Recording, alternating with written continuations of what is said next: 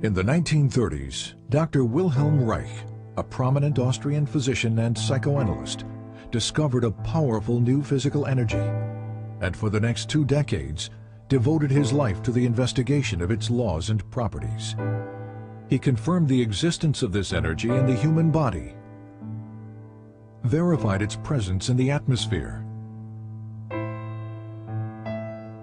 developed instrumentation to observe and collect it, and harnessed it for a variety of purposes, from cancer treatment to motor power to weather experimentation. Reich called his discovery orgone energy.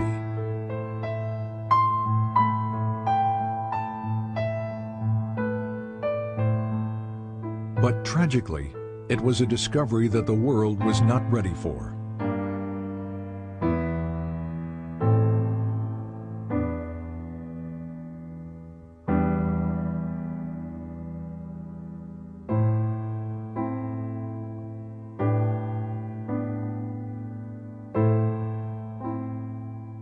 Wilhelm Reich was born in 1897 in Galicia, the easternmost part of the Austro-Hungarian Empire, now the Ukraine. He grew up in Bukovina on a large farm operated by his father. Until he was 13 years old, Reich was educated at home by tutors. His mother, to whom he was devoted, committed suicide in 1910 after his father discovered she had had a brief affair with one of the tutors. His father died 4 years later from tuberculosis. That same year, 1914, the First World War broke out.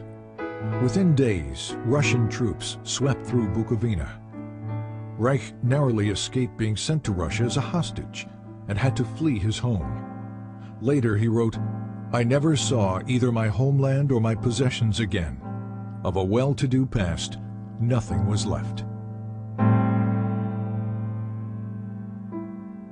For the next 4 years, Reich served in the Austrian army, experiencing what he called the war as a machine. In 1918, the war finally ended. Germany and Austria were defeated. The Austro-Hungarian Empire was broken up, and Bukovina became a part of Romania. Alone, homeless, and intellectually starved after 4 years of war, Reich entered the medical school at the University of Vienna.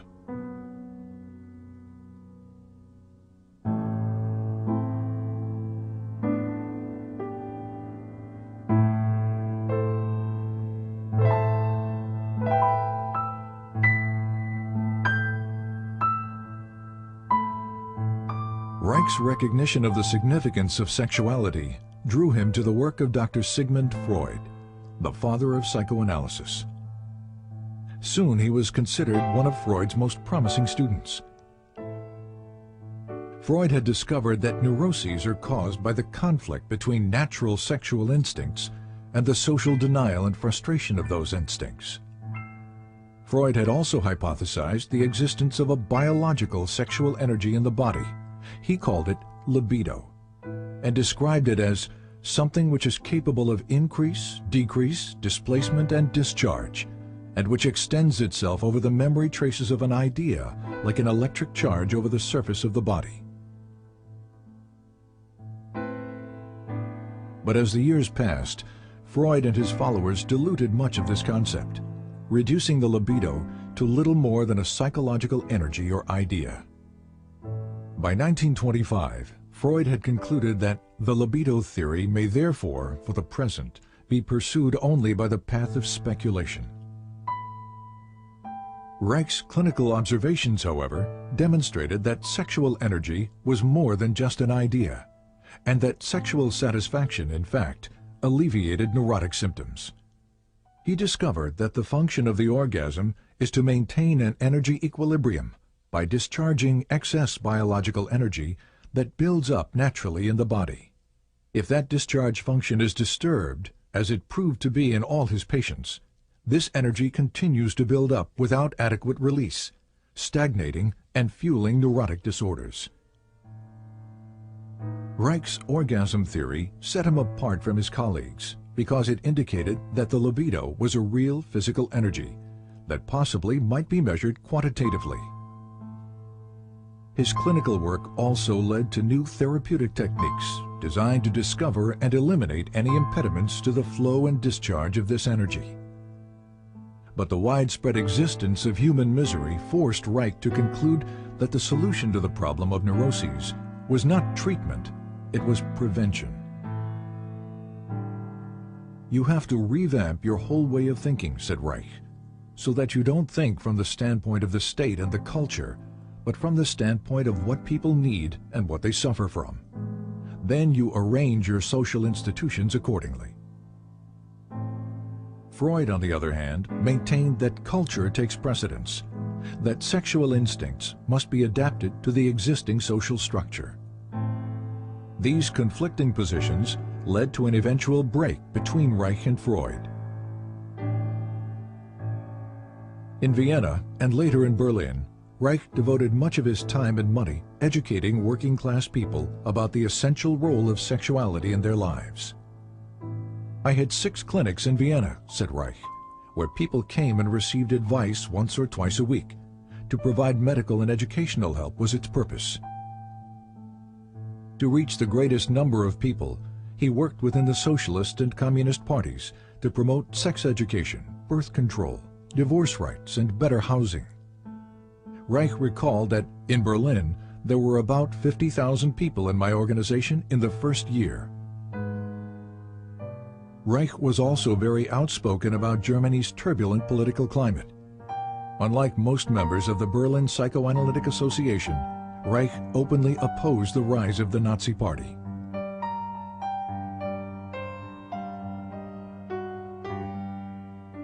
But his activities exacted a high price. He was denounced by the communists and expelled from the International Psychoanalytic Association, calling these events catastrophes which threaten my personal, professional, and social existence. When asked what he would do, Reich replied, "Just go on."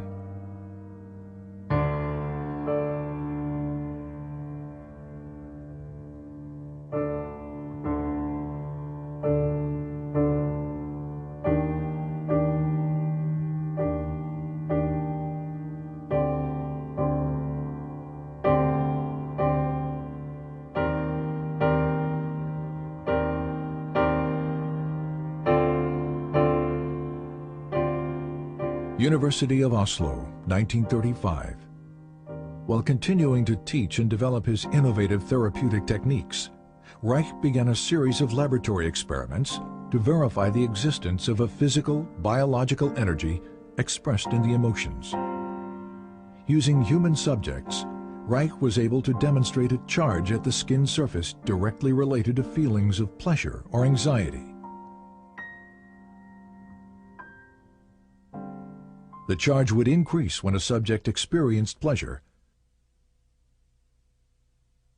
and decrease during feelings of unpleasure.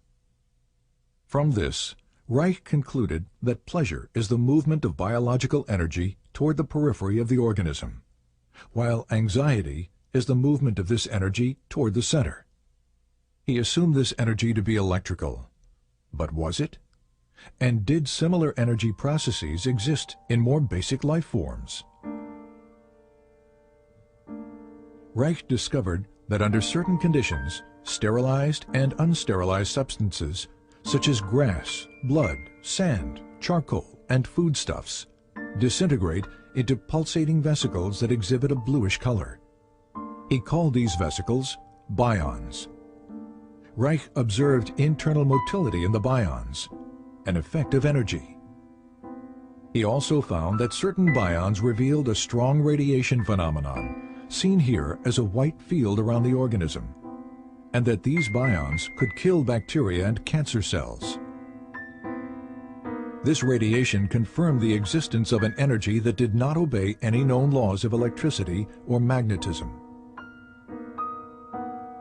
Reich called this energy orgone, because its discovery had evolved from his investigation of the orgasm function, and because this energy could charge organic matter. When he published his findings, the scientific and psychiatric communities responded with a vicious year-long attack in the Norwegian press.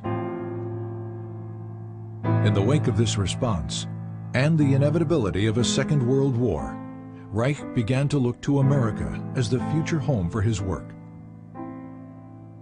In August 1939, Reich sailed for America on the last ship to leave Norway before World War II broke out.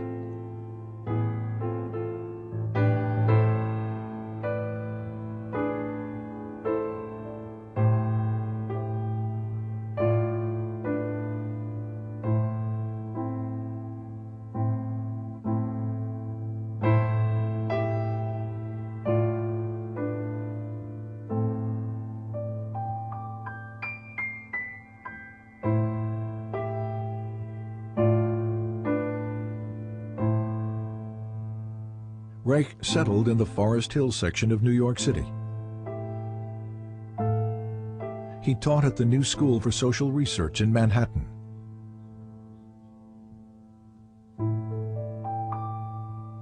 Published his books in English.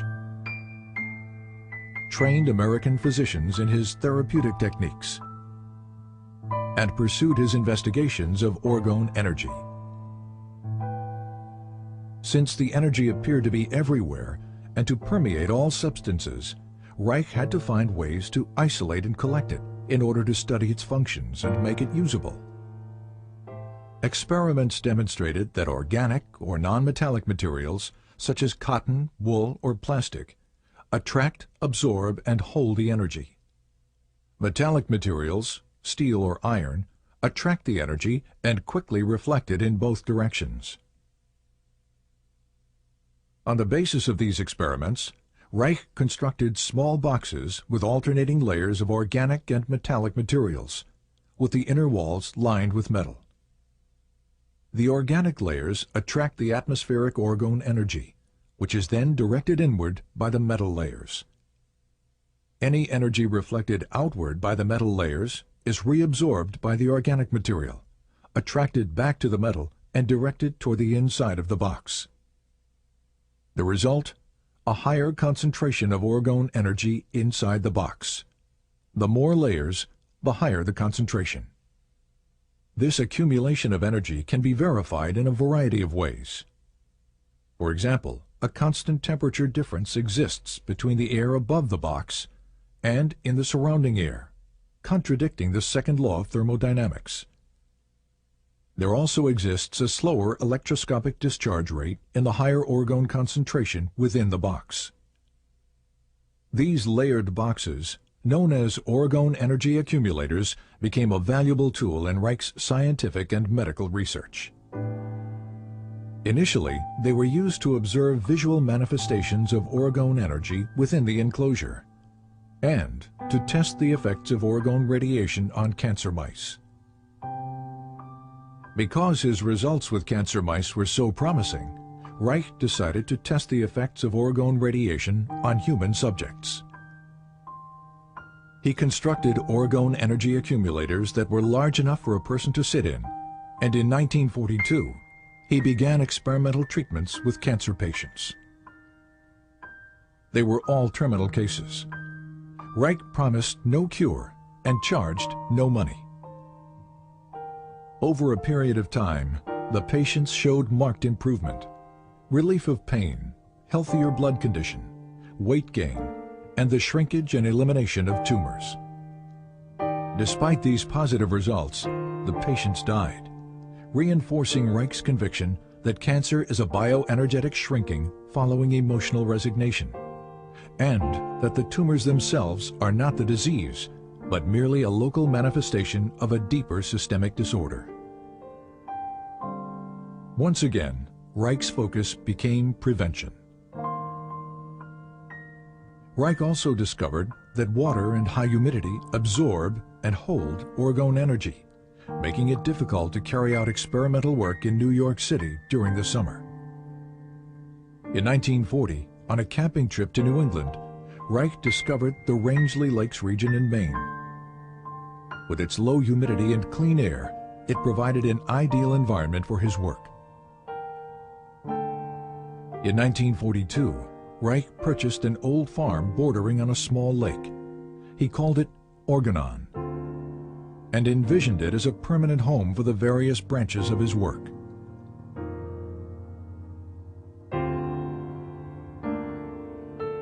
In 1945, a student's laboratory was built.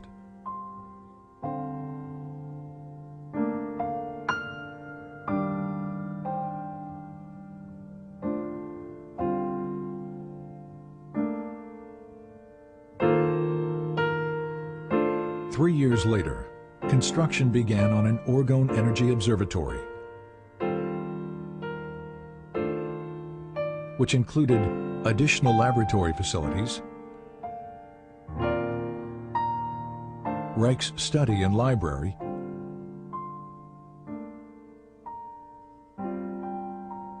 and outdoor observation decks. Funding for these buildings and for Reich's research came exclusively from his own income as a physician and teacher, and from loans and contributions by students. By 1947, after less than 8 years in America, Reich's work was attracting considerable interest as orgone research expanded into new areas of psychiatry, medicine, and biophysics. One of Reich's most significant new developments was the discovery of a motor force in orgone energy that had enormous practical implications. Here, Reich demonstrates a small motor being propelled by orgone energy from the body. And here, motor power is provided by orgone energy harnessed from the atmosphere.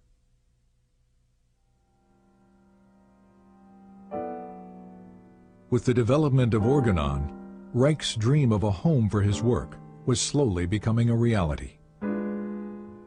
Sadly, it was a dream that he would not see fulfilled.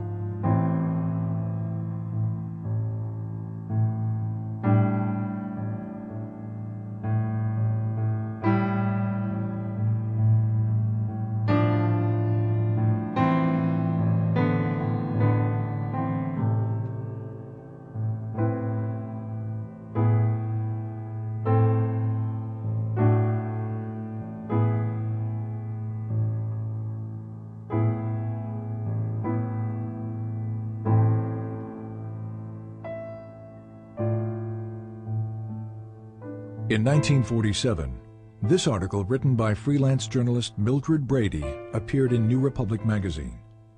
It was filled with distortions and innuendos about Reich's sexual theories and orgone research. Brady's most inflammatory claim was that Reich was building accumulators of orgone energy which are rented out to patients who presumably derive orgastic potency from it. Implying that Reich was a danger to the public, Brady challenged the medical authorities to take action against him. 2 months later, the article was brought to the attention of the Federal Food and Drug Administration. The result was a 10-year campaign by the FDA designed to destroy Reich's work. The FDA focused on the orgone energy accumulator, which Reich and other physicians were using experimentally with patients.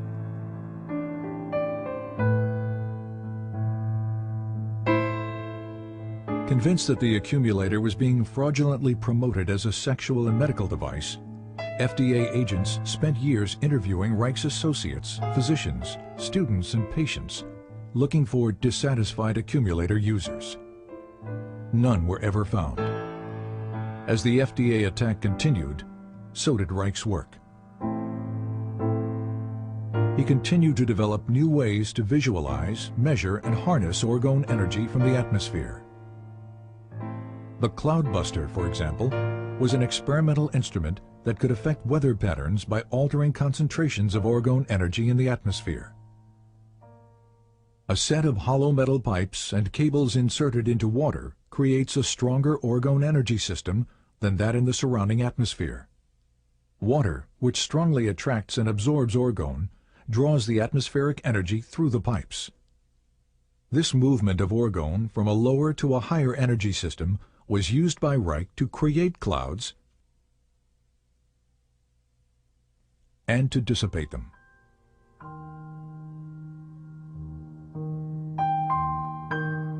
In 1953, during a long drought that threatened the Maine blueberry crop, several farmers offered to pay Reich if he could bring rain to the parched region. The Weather Bureau had forecast no rain for several days when Reich began his cloud-busting operations. 10 hours later, a light rain began to fall. Over the next few days, close to 2 inches fell. The blueberry crop was saved.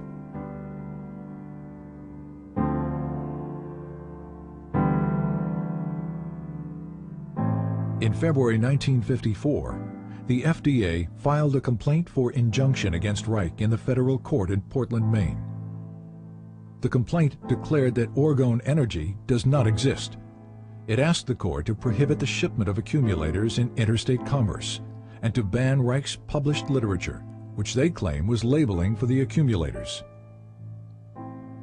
Reich responded to the complaint with a lengthy letter to Judge John Clifford, explaining that he could not appear in court since doing so would allow a court of law to judge basic scientific research.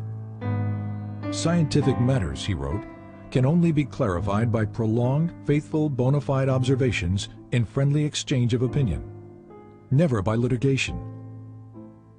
I therefore submit, in the name of truth and justice, that I shall not appear in court. Judge Clifford did not accept Reich's letter as a valid legal response, and the injunction was issued on default, as if Reich had never responded at all. But the injunction was even more excessive than the initial complaint. It ordered that all Orgone Energy accumulators and their parts were to be destroyed. It ordered all materials containing instructions for the use of the accumulator to be destroyed as well. It also banned a list of Reich's books containing statements about Orgone Energy, until such time as all references to Orgone Energy were deleted. After the initial shock, Reich continued his work, traveling to Arizona to experiment with the cloudbuster in the dry desert environment.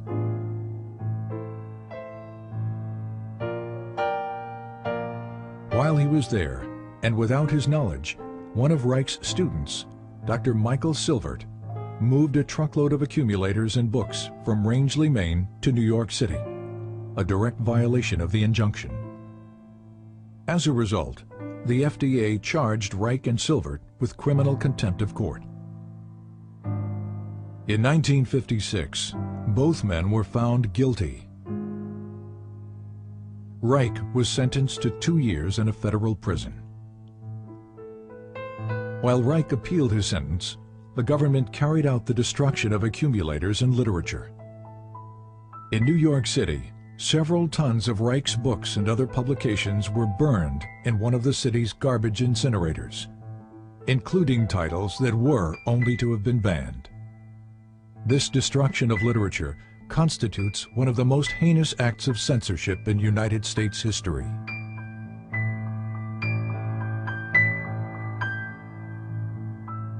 All appeals denied, on March 11, 1957, 2 weeks shy of his 60th birthday, Wilhelm Reich was imprisoned at the federal penitentiary in Lewisburg, Pennsylvania.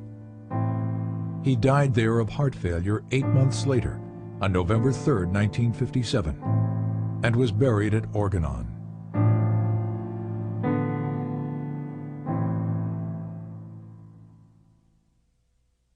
But the tragedy of Reich's death should not be allowed to overshadow the richness of his life, for while he lived, he was truly alive.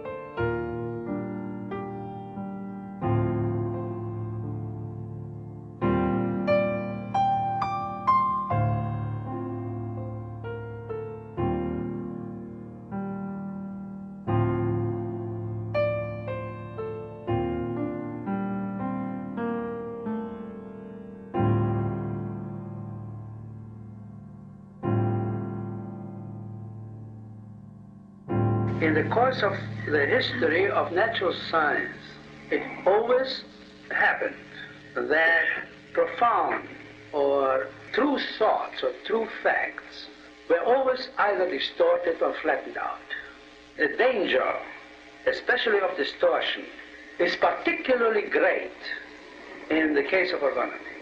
We must be scientific, we cannot be political in these matters. And I personally declare that I will be the first to fight with all my strength, with whatever I've got, against such a distortion of our principles.